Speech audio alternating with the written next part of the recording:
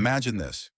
You've been kind to someone who's asked for your help, but instead of gratitude, you get nothing in return, perhaps even resentment. It feels like a betrayal, doesn't it? Now picture this. Stoic wisdom teaches us to be discerning about where we invest our energy, and sometimes showing kindness can actually do more harm than good. But how do we know when kindness is truly deserved? Today we'll dive deep into the Stoic principles that guide us toward being more selective with our compassion. Some people simply do not deserve your kindness. And in this video, we'll explore who they are, why, and how the Stoic mindset can help us navigate these tricky waters. Before we begin, make sure to hit that like button, subscribe, and share this video with anyone who needs a dose of Stoic wisdom. Stick with us throughout the video. You won't want to miss how to reclaim your peace and move forward in the most empowered way possible. Wisdom isn't just about knowing what is right. It's about understanding the consequences of our actions. It's about being discerning in where we place our efforts, especially when it comes to kindness. Seneca, one of the most well-known Stoic philosophers, once said, "It is not that we have a short time to live, but that we waste a lot of it." Every act of kindness you show takes up a precious moment of your life. It's easy to think that showing kindness to others is always virtuous, but Stoicism teaches us that it's just as important to wisely choose who deserves our time, energy, and compassion. Let's take the example of someone who constantly asks for help, but never shows any appreciation, or worse, continues to mistreat you. You may feel compelled to help because kindness is part of your character, but the Stoic way calls for you to evaluate the true nature of your actions. Helping this person may not be virtuous. It may only perpetuate their behavior and cause you frustration in the long run. In modern times, this could resemble a colleague at work who constantly asks for your expertise, but never reciprocates or even acknowledges your help. They might drain your time and energy, leaving you feeling burnout. The wisdom of Stoicism tells us that time is our most valuable asset.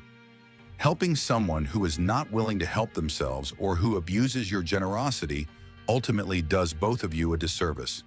You're enabling their laziness and neglecting your own goals.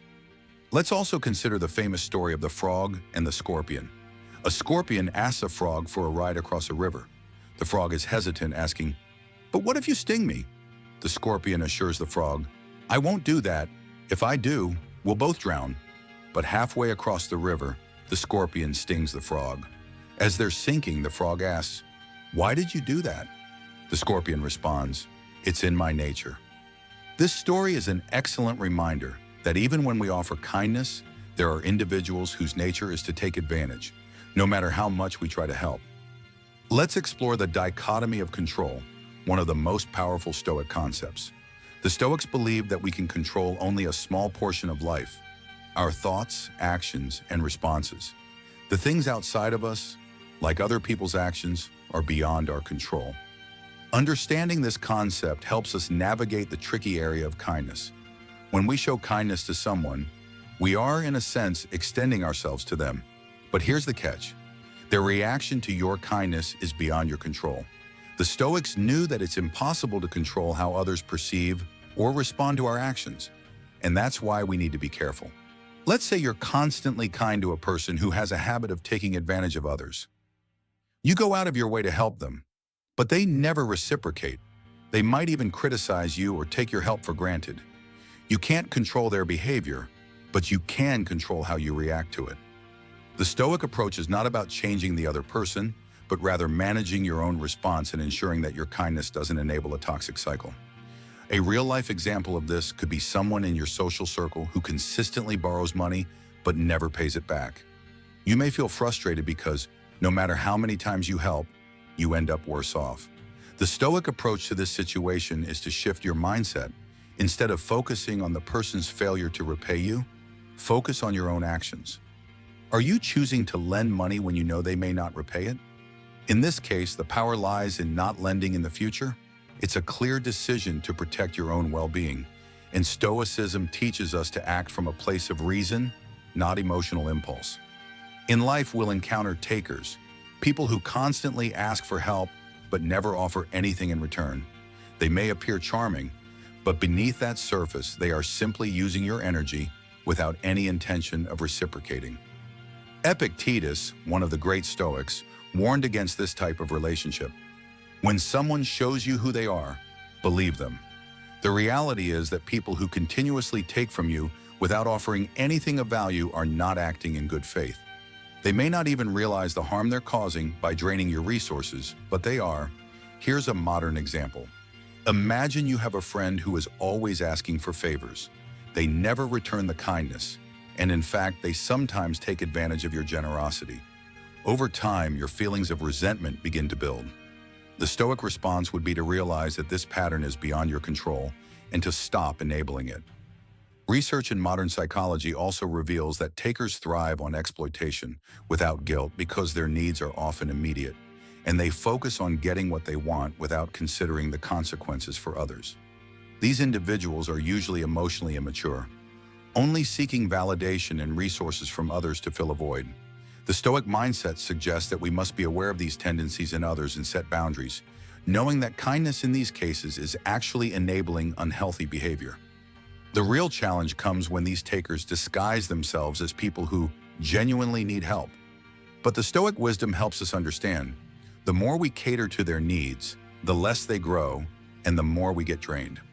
One of the most significant aspects of Stoicism is self-respect. Stoics believe that in order to live a virtuous life, we must first respect ourselves. This means setting boundaries and not allowing others to drain our energy or compromise our values. Let's consider the case of a family member who continually takes advantage of your kindness, whether it's emotionally or financially. The Stoic approach is not to withhold kindness out of spite, but to maintain your dignity and not allow others to overstep your boundaries. Marcus Aurelius, the Roman emperor and Stoic philosopher, once said, "If someone does wrong, it is their wrongdoing.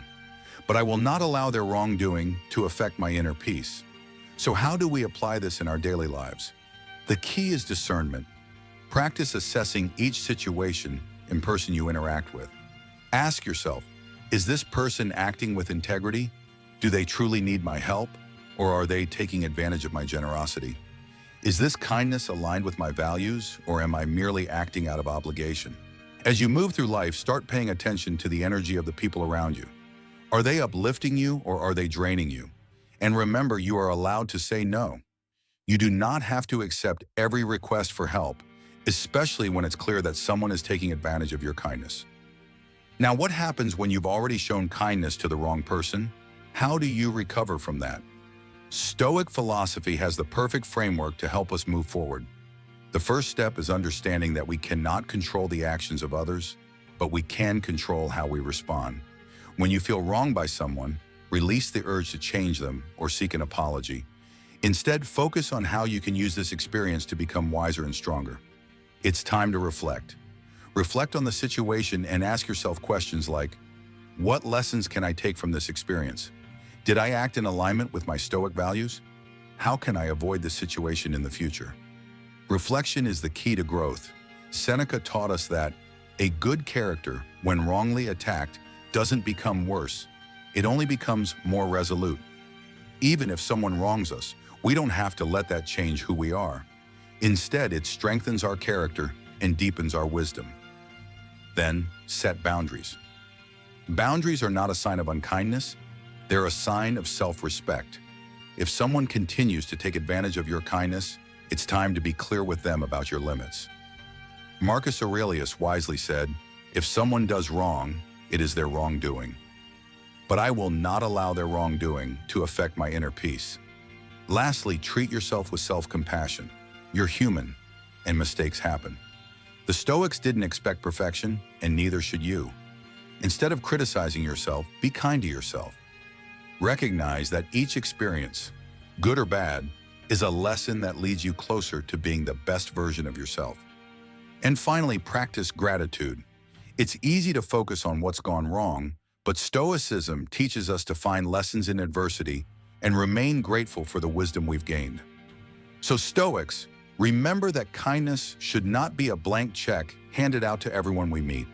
By understanding the principles of wisdom, the dichotomy of control, and the importance of self-respect, we can protect our inner peace and invest our energy wisely. Every experience, even the painful ones, is an opportunity to grow. If you found this video helpful, don't forget to like, subscribe, and share it with your friends. Let's continue to spread Stoic wisdom and create a community of empowered individuals who live intentionally and thrive no matter the challenges life throws at us. Stay stoic, stay strong, and remember, your peace is yours to protect. Keep growing, keep learning, and never lose sight of the virtues that make you the best version of yourself. See you in the next video.